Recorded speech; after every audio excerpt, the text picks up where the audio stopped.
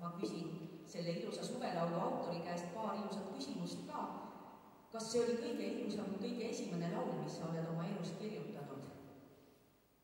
Ei olnud. Väga huvitav, millal sa kirjutasid oma esimese laulu, kui vana sa siis olid? Mäletan täpselt. Kas sa käisid veel lasteaias? Ei. Koolis käis, õpetaja mäletab, ütleb, et esimeses klassis, nii et nii andekaid lapsi on meil olemas. Ja kas suvi ongi sinu lemmikaastaeg? Siis armastusest suve vastu kirjutasid.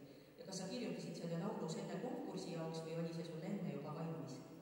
See laul oli enne valmis. Väga tore, aitäh sulle. Väga ilus laul suvest. Nüüd sügisel on seda eriti imeilus kuulata. Niimoodi.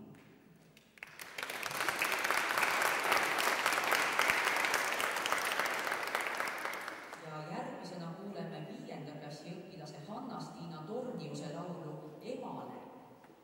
Tema õpib Valuoja põhikoolis ja samuti Viljandi muusikakoolis.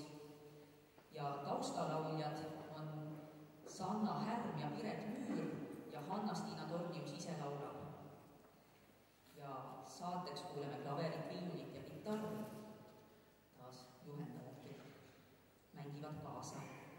Palun Hanna-Stiina.